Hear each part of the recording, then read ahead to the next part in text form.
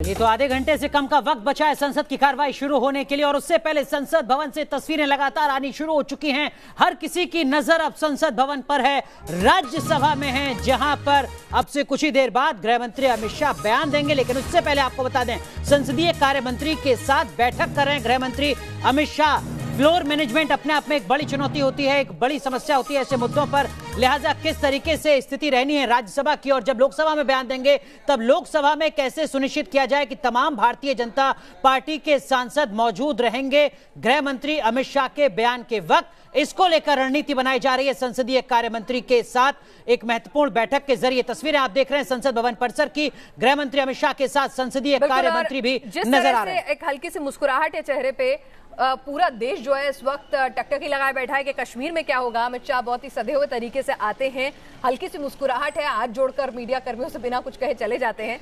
आमतौर पर वो सीधे चले जाते हैं, मुस्कुराहट नहीं रहती है, लगता है उनके मन का कुछ करने जा रहे हैं।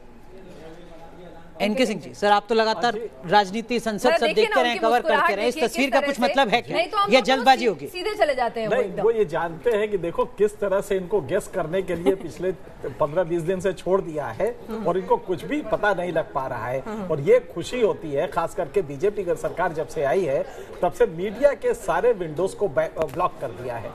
मीडिया के उन्होंने तो पार्टीज की विंडोज भी 3 लोगों के अलावा किसी चौथे को ये नहीं पता होगा, वहाँ राज्यपाल को नहीं पता होगा कि होने क्या जा रहा है। वैसे तो कैबिनेट राज्यपाल ने कहा है कि मुझे नहीं पता, लेकिन रविकांत मुस्कुरा रहे हैं जो लगातार भारतीय जनता पार्टी को कवर करते हैं। रविकांत, अमित शाह भी मुस्कुरा रहे हैं, आप भी मुस्कुरा रहे हैं, क्या हो रहा है? रविकांत, क्या कुछ जानकारी मिल पा रही है?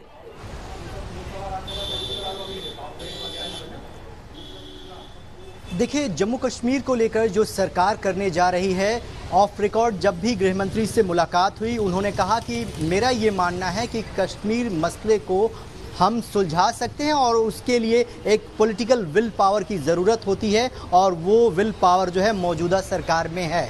यानी जो कुछ भी होने जा रहा है उस बात की जानकारी आज कैबिनेट में अब से कुछ ही देर पहले केंद्रीय गृह मंत्री ने यहां पर कैबिनेट के सभी सहयोगियों को दी है। उससे पहले एनएसए और गृह मंत्री ने प्रधानमंत्री को पूरे घटनाक्रम से अवगत कराया है कि आखिरकार घाटी में क्या कुछ होने जा रहा है। और उसके बाद जब कैबिनेट की बैठक हुई तो कैबिनेट के सारे सहयोगियों भी सरकार ने अपने स्टेप के बारे में बताया है। अब सदन के पटल पर यानी 11 बजे राज्यसभा में केंद्रीय गृह मंत्री अपनी बात को रखने वाले हैं और उसके बाद वो लोकसभा में रखेंगे। इन सब के बीच जो संसदीय कार्य मंत्री हैं उनके साथ उनकी बैठक चल रही है, क्योंकि सारे काम को स्थगित करके विपक्ष ये मांग कर रहा है कि पूरे दिन जो है जम्मू कश्मीर के हालात पर सदन के अंदर चर्चा होनी चाहिए और हो सकता है कि गृह मंत्री के स्टेटमेंट के बाद हंगामा भी क्रिएट कर दिया जाए। तो इन तमाम चीजों को किस तरीके से लेकर चला जाए, कैसे सरकार निपटेगी, इस बात को लेकर संसद भवन के अंदर जो संसद में विपक्ष की रणनीति किस तरीके की रहेगी, खासकर कांग्रेस पार्टी की या कांग्रेस के सहयोगी दलों की 370-35 से कश्मीर ऐसे मुद्दों पर जिस पर लगातार राजनीतिक इतिहास का जिक्र करता रहा है भारतीय जनता पार्टी की तरफ से याद दिलाई जाती रही। देखिए, 2 तरह की पॉलिटिकल पार्टीज हैं भारत में, एक तो नेशनल पार्टीज हैं, दूसरा रीजनल पार्टीज हैं। यहाँ पे कश्मीर की रीजनल पार्टी जाहिर है कि उनका अस्तित्व ही खतरे में पड़ेगा अगर 370 के साथ कोई भी डाइल्यूशन होता है। और लाजमी है कि चूंकि 35 है उसी से निकला हुआ है, उसी के पावर से डिराइव होता है, लिहाजा आपको दोनों को करना पड़ेगा अगर आप ऐसा करते हैं। अगर नहीं करते तो इतने दिनों में जो माहौल बना है, आप एक मजाक कर रहे हैं। इतना 70,000 ट्रूप्स का मोबिलाइजेशन करने के बाद भी अगर आप कुछ नहीं कर रहे और सिर्फ एक टेररिस्ट एंटी टेररिस्ट एक्ट है तो मुझे नहीं लगता कि आपको इतना बड़ा वो नंबर करने की जरूरत है। फिलहाल लेकिन कश्मीर का आवाम जो है, हम लगातार कह रहे हैं, हालांकि कहा जा रहा है कि वहां तो लोकल केबल टीवी जो है उसको भी सस्पेंड कर दिया गया है, यानी कि आप जो है न्यूज आप तक नहीं पहुंच रही हो, ऐसा बहुत हद तक मुमकिन है। लेकिन आम आदमी जो है कहीं ना कहीं उसके अंदर भी संशय का माहौल है, लोगों ने राशन भरना शुरू कर दिया है, लोग अपने बीमार लोगों को दूसरी जगह जो है वो शिफ्ट करा रहे हैं, इस तरह का माहौल है। लेकिन फिलहाल घाटी से जो जानकारी अब तक हम इलाकों में पिन्हास वहां पे कर्फ्यू जैसी सिचुएशन भी है, हालांकि वो डिक्लेयर नहीं किया गया है। जाहिर सी बात है, अगर आप एक रीजन वाइज सैटेलाइट नंबर्स अधिकारियों के अगर आप बांटते हैं ऑफिशियली, तो लगता है ना कि किस तरह की सिचुएशन है, बिल्कुल किस तरीके की स्थिति है इस वक्त जम्मू कश्मीर की। सीधा रुख करते हैं हमारे सहयोगी हिमानी का। शुक्रिया अनुराग और पनाज। हम यहाँ पर दिखाने की कोशिश करते हैं कि किस तरह की ये जो बेचैनी है वो पिछले कई दिनों से बनी हुई है और रात 12 बजे के बाद हमने देखा कि घटनाक्रम जो है वो किस तरह से तेजी के साथ बदला। वो चाहे धारा 144 लागू की गई हो, वो चाहे जो तमाम नेता हैं उनको नजरबंद किया गया हो। हम ग्राफिक्स के जरिए यहाँ पर आपको दिखाने की कोशिश करते हैं कि आखिर किस तरह की हलचल जो है वो देखी जा रही है जम्मू कश्मीर में और इन हालात का दरअसल मतलब क्या है। वजह जो है वो उपद्रव और हंगामे की स्थिति को रोकना है, जो धारा 144 लगाई गई है। साथ ही साथ इंटरनेट सेवा जो है वो बंद कर दी गई है। वजह ये कि गलत जानकारी तेजी से ना फैले। राज्यपाल भी लगातार ये कहते रहे हैं कि भाई किसी तरह की अफवाहों को ना आप बढ़ावा दें और ना ही उन पर ध्यान दें। भ्रामक जानकारी को वायरल होने से रोकने के लिए दरअसल ये जो इंटरनेट सेवा है, ब्रॉडबैंड सेवा है, इसको बंद किया गया है। बड़े नेता जिस तरह से हमने पहले भी कहा कि उनको नजरबंद कर दिया गया है। वजह ये कि उनकी सुरक्षा के मद्देनजर दरअसल ये फैसला लिया गया है। हालांकि इसको लेकर भी तमाम तरह की जो प्रतिक्रियाएं हैं वो आ रही है और ये कहा जा रहा है कि ये किस तरह का लोकतंत्र है। इस तरह की बात कही जा रही है और कहा जा रहा है कि लोकतंत्र की हत्या है। ये स्कूल कॉलेज जो है वो बंद कर दिए गए हैं एहतियातन सुरक्षा के मद्देनजर। ये तमाम फैसले लिए गए हैं जो घाटी में देखे जा रहे हैं। तो ये तमाम चीजें हैं, ये तमाम बातें हैं। हमारे सहयोगी शाहनवाज ने जायजा लिया है, वो क्या कुछ बता रहे हैं इस बेचैनी को, इस हलचल को, जरा उनकी भी सुनते हैं। जम्मू कश्मीर में सरकार के आने वाले निर्णय को लेकर सुरक्षा के अभूतपूर्व इंतजाम किए गए हैं और जम्मू और कश्मीर दोनों ही जगह पर धारा 144 जो है वो देर रात से ही लागू कर दी गई है और सुरक्षा के किस तरह के अभूतपूर्व इंतजाम किए गए हैं वो आप यहाँ पर तस्वीरों में यहाँ पर देख सकते हैं। जितने भी सेंसिटिव पॉइंट जम्मू में है वहां पर सेना की तैनाती जो है वो की गई है और उनके साथ यहाँ पर जम्मू कश्मीर पुलिस के जवान हैं वो भी यहाँ पर मौजूद हैं। इसके अलावा अगर हम बात करें पूरे जम्मू रीजन की, तो जम्मू रीजन में ज़्यादातर जितने इलाके हैं उनमें मोबाइल सर्विसेज जो हैं वो डाउन कर दी गई हैं और जो रामबन, डोडा, बानिहाल, भद्रवाह, राजौरी और पुंछ के जिले पड़ते हैं वहां पर मोबाइल सर्विसेज जो है उनको पूरी तरह से बंद कर दिया गया है। तो कुल मिलाकर जो भी सरकार का यहाँ पर निर्णय आने वाला है उसके लिए तैयारियां जो हैं वो यहाँ पर पूरी तरह से कर ली गई हैं। लेकिन अगर हम बात करें सेंसिटिव एरियाज की जम्मू के, तो आप देख सकते हैं कि इस समय हम गुज्जर नगर ब्रिज पर यहाँ पर मौजूद हैं और यहाँ पर कुछ महीने पहले एक बड़ा बवाल जो है वो भी यहाँ पर हो चुका है, जिसको देखते हुए यहाँ पर किसी तरह का चांस जो है वो यहाँ पर नहीं लिया गया है और यहाँ पर सेना जो है उसको यहाँ पर तैनात किया गया है और जो अलग अलग पॉइंट्स हैं वहाँ पर पैरामिलिट्री फोर्स के जवान जो हैं वो तैनात हैं। वीडियो जर्नलिस्ट एजाज अहमद के साथ शाहनवाज खान, न्यूज़ नेशन, जम्मू। चलिए, तो शाहनवाज हमें ग्राउंड जीरो से रिपोर्ट दे रहे थे, लेकिन आइए आपको कुछ तस्वीरें हम यहाँ दिल्ली से दिखाते हैं कि किस तरह की तस्वीर यहाँ से निकलकर आ रही है। और लगातार बैठकों का दौर, मैराथन बैठकों का दौर जारी है। अमित शाह गृह मंत्री संसद भवन पहुंचे हैं, वहां गृह सचिवों के साथ उनकी बैठक जारी है, ये हम आपको दिखा रहे हैं। इससे पहले भी तमाम जो है वो बैठकों का दौर लगातार जारी रहा। ये देखिए, हम तस्वीर दिखा रहे हैं आप से थोड़ी देर पहले की, जब गृह मंत्री अमित शाह यहाँ पर पहुंचे। अभी फिलहाल संसद भवन में ही ये बैठक गृह सचिवों के साथ जारी है। सबकी नजर यहां लगी हुई है, टकटकी लगाए बैठे हैं कि आखिर क्या कुछ वो बड़ा निर्णय होने वाला है, वो बड़ा ऐलान होने वाला है, जिसकी तैयारियां पिछले कई वक्त से हम देख रहे थे ये हो रही है।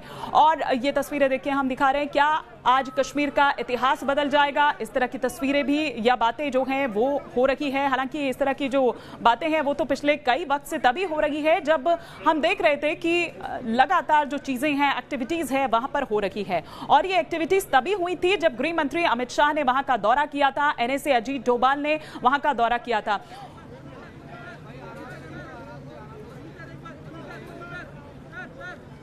तो हम आपको बता रहे हैं मतलब क्या है, मायने क्या है इस चीज के। अब थोड़ा सा जो ये पूरा घटनाक्रम हो रहा है वो किस वजह से हो रहा है, अनुच्छेद 35A, जरा ये भी हम यहां पर समझ लेते हैं। क्या है अनुच्छेद 35A? अनुच्छेद 35A से जम्मू कश्मीर को एक विशेष अधिकार जो है वो मिला हुआ है। राज्य में ये तय होता है कि नागरिकता के जो नियम है वो अधिकार हैं इस अनुच्छेद 35A के तहत। साथ ही साथ आपको बता दें कि कब ये हुआ, 14 मई 1954 के पहले जो राज्य में बसे वही यहाँ के स्थायी निवासी है। राज्य में स्थायी निवासी ही खरीद सकता है जमीन और किसी को ये अधिकार नहीं है। चाहे वो सरकारी नौकरी हो, योजना में किसी तरह का लाभ हो, उसका अधिकार सिर्फ उन्हीं लोगों को है। दूसरे राज्य के जो निवासी हैं, जम्मू कश्मीर में कोई इस तरह से, हमने जो पहले भी कहा कि जमीन नहीं खरीद सकते हैं या कोई उसको इस तरह का अधिकार नहीं है। दूसरे राज्य के निवासी को यहां पर नौकरी भी नहीं मिल सकती है, नौकरी दे ही नहीं सकती है जम्मू कश्मीर सरकार। कश्मीरी महिला और पुरुषों के बीच अधिकारों को लेकर जो है वो भेदभाव है। क्या बताता है अनुच्छेद 35A, ये हम आपको यहां पर बता रहे थे। वापस हम एक बार फिर से स्टूडियो चलेंगे अनुराग और प्रनाज, मेरे दोनों सहयोगियों के पास। Over to you. शुक्रिया हिमानी। तो सवाल यही है कि कश्मीर के अंदर जो धारा 370 है, आर्टिकल 35A है, वो कहीं ना कहीं कश्मीर को पूरे भारत से, भारत के आवाम से अलहदा करता है। क्या उसका बेजा इस्तेमाल किया जा रहा है? और उस बेजा इस्तेमाल को रोकने के लिए कहीं ना कहीं इसका हटना अब बहुत जरूरी हो गया है। जिस तरह से सिक्योरिटी फोर्सेस वहां जाती हैं, उन पर आप पथराव करते हैं, उनके हाथ बंधे रहते हैं, जिस तरह की तस्वीरें आती हैं वो पूरे देश को शर्मसार करती हैं। क्योंकि जिस तरह से एनके सिंह जी भी बता रहे थे कि 80% रेवेन्यू जो है वो केंद्र की तरफ से जाता है, तो फंडिंग जो है एक टैक्स पेयर की मनी से जा रही है, और उसके बाद आप देश के लिए क्या कुछ कर रहे हैं। तो सवाल यही उठता है। और जिस तरह से हिंदू शरणार्थी आज वहां कोई अधिकार नहीं रखते, उन्हें नौकरी में कोई रिजर्वेशन नहीं है, तो जिस तरह का ये भेदभाव होता है, क्या वक्त आ गया है कि उसे खत्म करने की, उसे हटाने की जरूरत है? और क्या मोदी सरकार इसी ओर अग्रसर हो रही है? बस थोड़ा सा इंतजार और है। लेकिन किस तरह के वहां ग्राउंड जीरो पर हालात हैं, जम्मू से मेरे सहयोगी शहनवाज जुड़ गए हैं। शहनवाज, आपके तमाम लोकल लोगों से वहां बातचीत हुई होगी, कश्मीर के जो वहां लोकल पत्रकार हैं उन लोगों से बातचीत हुई होगी। क्या कुछ कह रहे हैं वो, क्या बता रहे हैं वो? देखिए पिनाज, इस समय सिर्फ इंतजार हो रहा है कि अमित शाह जो हैं वो संसद में जाके क्या बोलेंगे, क्योंकि यही सब लोगों की निगाहें हैं। क्योंकि पिछले 3 दिनों से हम लगातार देख रहे हैं कि अफरा तफरी का माहौल है। लगातार अलग अलग पार्टियां जो हैं वो अपने अपने बयान जो है वो जारी कर रही हैं, इकट्ठे मिलकर बयान जारी कर रही हैं, लेकिन पता किसी को भी नहीं है कि क्या होने वाला है। लेकिन मैं आपको बता दूं कि जैसे एनके सिंह सर ने बताया कि अगर ये जो 370 या 35A की जब हम बात कर रहे हैं, अगर उसमें डिल्यूशन होता है तो जम्मू कश्मीर के हालात जो हैं उसमें एक अलग चेंज जो है वो यहां पर आएगा। लेकिन अगर 370 और 35 से यहां से पूरी तरह से खत्म कर दिया जाता है तो हालात अलग तरह के होंगे। तो कहीं ना कहीं इंतजार हमें करना पड़ेगा कि जो सरकार है वो क्या डिसीजन लेने वाली है। यहां पर किसी को भी जम्मू कश्मीर में नहीं पता है, चाहे वो बीजेपी के भी वरिष्ठ यहां पर लोग हों, किसी को यह अंदाजा नहीं है कि सरकार। लेकिन शहनवाज, रविंद्र रैना भारतीय जनता पार्टी के प्रदेश अध्यक्ष, उनका बयान आया आपसे कुछ देर पहले, जिन्होंने कहा कि 35A और 370 दोनों खत्म होने जाने चाहिए क्योंकि इनसे सूबे में अलगाववाद और ज्यादा बढ़ा है। लेकिन खुद उन्हें भी नहीं पता है, जैसा कि शहनवाज कह रहे हैं, 3 लोगों के अलावा चौथा शख्स जो है वो जानता नहीं है क्या होने वाला। बहुत ही सेंसिटिव मैटर है। लेकिन क्या जिस तरह का एनके सिंह जी राष्ट्रवाद का मुद्दा पूरे हमने देखा है एक अलग लोगों की मनस्थिति पे आ गया है और ये बहुत ही अहम मुद्दा हो गया है, और जिस तरह से थंपिंग मेजॉरिटी से दोबारा मोदी सरकार चुनकर आती है, तो इस माहौल में क्या अब एक आम भारतीय नागरिक को यह गवारा नहीं कि उसके टैक्स पेयर की मनी पर कश्मीर में हम सुरक्षा प्रदान करें, उनको रोजी रोटी प्रदान करें, तमाम जो है सुविधाएं मुहैया कराएं, राशन में उनको सस्ते दरों पर राशन, बिजली सब कुछ मिले, और उसके बाद वो भारत को ही गाली दें, भारत के ही तिरंगे का अपमान करें। बात आपने बिल्कुल सही कही। हम बीजेपी ब्रांड राष्ट्रवाद की बात नहीं करते हैं, हम कॉन्स्टिट्यूशन की बात करते हैं कि जो पहला क्लॉज है कॉन्स्टिट्यूशन का, we the people of India, और उसके साथ जो प्रीएम्बल का है, और उसके साथ आर्टिकल 1 जो है उसमें यूनियन ऑफ इंडिया, ये कहा गया है कि भारत एक राज्यों का यूनियन होगा। अगर ये बहुत स्पष्ट है कि इसके बाद जो एक बदनुमा दाग है 370, जो कि एक्सीडेंट ऑफ हिस्ट्री की वजह से ये संविधान में लाया गया, और उसकी वजह क्या थी? और सदन से नहीं आया, वो सीधा राष्ट्रपति की तरफ से आया। ये जो आप कह रही है, ये वाला जो आया है 35 है, ये राष्ट्रपति की तरफ से आया है। 370 तो कॉन्स्टिट्यूशन का पार्ट है, लेकिन इसकी सबसे बड़ी समस्या ये थी कि ये शेख अब्दुल्ला और नेहरू के बीच में जो एग्रीमेंट हुआ था 49 में हुआ था, उसके बाद 52 में उसको मुकम्मल किया गया, दिल्ली समझौता जी। और उसके साथ इंस्ट्रूमेंट ऑफ एक्सेशन जो था उसका पैरा 4 है, जिसमें की है कि कोई भी चीज आप जो करेंगे वो सदर रियासत, उस समय तो हरि सिंह थे, हरि सिंह की मर्जी के बिना, परमिशन के बिना नहीं होगा। इसी का एक्सटेंशन 370 है। अब मजबूरी ये है कि उस समय लगातार ये प्रेशर पड़ रहा था, अंग्रेज भी उस समय थे, जब संविधान बन रहा था तो उसके कुछ दिन तक रहे हैं, लिहाजा उनका भी प्रेशर था कि भाई स्टेट्स को ऑटोनॉमी। आप ताजुब करेंगे कि सिर्फ ये कॉन्स्टिट्यूशन जम्मू कश्मीर ने नहीं बनाया, 3 और राज्य थे, सौराष्ट्र था, ट्रावनकोर था और एक राज्य कोई और था। उन तीनों ने भी अपने कहा कि नहीं हम लोग अपना अलग कॉन्स्टिट्यूशन बनाएंगे, उनको कह भी दिया गया। लेकिन उन्होंने 10 दिन बाद कहा कि भाई नहीं, ये हम लोग को नहीं बनाना है, आप अपना सरेंडर करते हैं। हाँ, हम अपना भारत के संविधान से चलेंगे। जम्मू कश्मीर अपना टिका रहा इस पे और कहा कि हम अपना अलग, क्योंकि शेख अब्दुल्ला थे और उनकी इंटरनेशनल इमेज थी, तो जो इंटरनेशनल दबाव था उसकी वजह से नेहरू को ये जो आपका दिल्ली के एग्रीमेंट है 1952 का, उसके तहत ये जी। लेकिन रविकांत, एक चीज मैं आपसे समझना चाहूंगा, वाजपेयी सरकार लगातार 370 का जिक्र तो करती रही, लेकिन तब बहुमत का आंकड़ा नहीं था साथ में, इस बात का रोना भी रोया जाता था। अब 2019 में वैसी स्थितियां नहीं है भारतीय जनता पार्टी की या मोदी सरकार की, बहुमत का पूरा आंकड़ा है, लोकसभा में आधे से ज्यादा राज्यों में सत्ता में है। क्या वाकई 370 पर कोई बड़ा फैसला लिया जा सकता है, जिसका जिक्र अपने चुनावी घोषणा पत्र में भी बीजेपी करती रही है? अनुराग, 35 से और धारा 370 दोनों को लेकर सरकार ने अपना स्टैंड बिल्कुल साफ किया है और केंद्रीय गृह मंत्री जो चुनावी रैलियों में इस बात को लगातार कहते थे कि 370 को हटाया जा सकता है, लेकिन फिलहाल आज क्या कुछ होने वाला है ये केंद्रीय गृह मंत्री के संसद में बयान के बाद ही पता चलेगा और उसके बाद ही जो ऑपोजिशन की पूरी रणनीति है वो इस बात पर डिपेंड करेगी कि अमित शाह आखिरकार संसद भवन के अंदर कहते क्या हैं, सरकार क्या फैसला लेने जा रही है। तो फिलहाल अभी हमें इंतजार करना होगा, लेकिन जिन 2 बातों का जिक्र आपने किया है उसको लेकर बीजेपी का स्टैंड बिल्कुल क्लियर है और देर सवेर जब भी उन्हें ऐसा लगता है कि स्थिति मुफीद है, इस पर वो कार्रवाई जरूर करेंगे। अमित शाह लगातार कहते आए हैं, लेकिन आज कैबिनेट की बैठक में क्या फैसला हुआ है, सरकार जम्मू कश्मीर में क्या कुछ करने जा रही है, ये बड़ा सवाल है और इसी पर सबकी निगाहें टिकी हुई हैं। और अब से कुछ ही देर बाद जब अमित शाह अपना स्टेटमेंट राज्यसभा में देंगे उसके बाद स्थिति साफ होगी। बिल्कुल, 10 से 15 मिनट का वक्त जो है बचा हुआ है, सबकी निगाहें टिकी हुई हैं राज्यसभा में जब केंद्रीय गृह मंत्री अमित शाह जो हैं वो अपना स्टेटमेंट देंगे। हमारे साथ जम्मू से इस वक्त शहनवाज भी लगातार जुड़े हुए हैं। शहनवाज, क्या ये बिल्कुल, आप ग्राउंड जीरो पे मौजूद हैं, आप कश्मीर भी लगातार आते जाते रहते हैं, अगर मैं आपसे समझने की कोशिश करूं, क्या बिल्कुल मुफीद वक्त था जब खुद घाटी का आवाम तंग आ चुका था, नौकरी नहीं, बेरोजगारी बढ़ रही है, पत्थरबाजी बढ़ रही है, कई दिन आपके स्कूल कॉलेज ठप हो जाते हैं, वो भी अब नहीं चाहता था, वो तंग आ चुका था, अलगाववादियों से उनका मोहभंग होना शुरू हो गया था, एक नई पौध, एक नई जनरेशन आ गई थी, पाकिस्तान कंगाली के कगार पर खड़ा हुआ है और जिस तरह से केंद्र में पूर्ण बहुमत की सरकार है, तो ये सबसे मुफीद वक्त था कि कोई बड़ा फैसला लिया जा सकता है।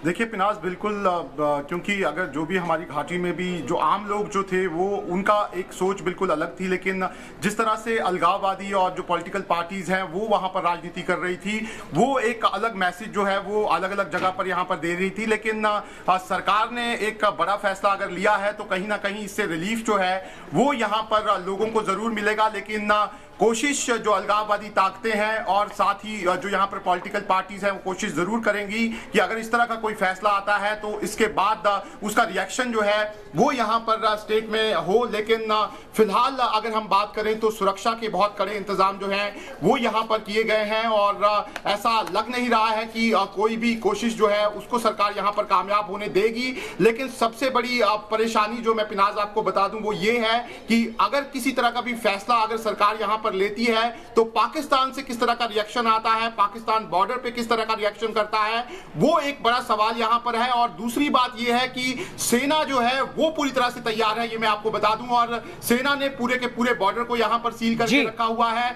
जो पीछे खबर भी आई थी कि बफोर्स गन जो है वो भी बॉर्डर पर इस समय तैनात है, तो आप अंदाजा लगा सकते हैं कि किस तरह की तैयारी जो बिल्कुल। तो हमारे सहयोगी शहनवाज बता रहे हैं कि सीमा पर हर चुनौती से निपटने के लिए सुरक्षा कर्मी तैयार हैं, तैनात हैं, बोफोर्स की तैनाती है। लेकिन इन सब के बीच एक बड़ी खबर आ रही है, आपको बता दें संसद भवन परिसर से, जहां प्रधानमंत्री नरेंद्र मोदी पहुंच चुके हैं। संसद भवन परिसर अब से 12 से 15 मिनट के बीच संसद की कार्रवाई की शुरुआत होगी, लेकिन प्रधानमंत्री उससे पहले संसद भवन पहुंच चुके हैं। गृह मंत्री अमित शाह कुछ देर पहले पहुंच चुके थे। तमाम सांसदों को बीजेपी ने व्हिप जारी कर दिया, उपस्थित रहने के लिए कहा है, साथ ही 3 दिन के लिए जो है कहा है कि इंपॉर्टेंट पूरी कार्रवाई जो है वो होने वाली है। तमाम पहलुओं पर लगातार नजर है। बस थोड़ा सा सा इंतजार और है। स्वयं बनाए रखिए, अफवाहों पर ध्यान ना दें। न्यूज नेशन पर लगातार ये बड़ी कवरेज जारी है। तुरंत हाजिर होते हैं।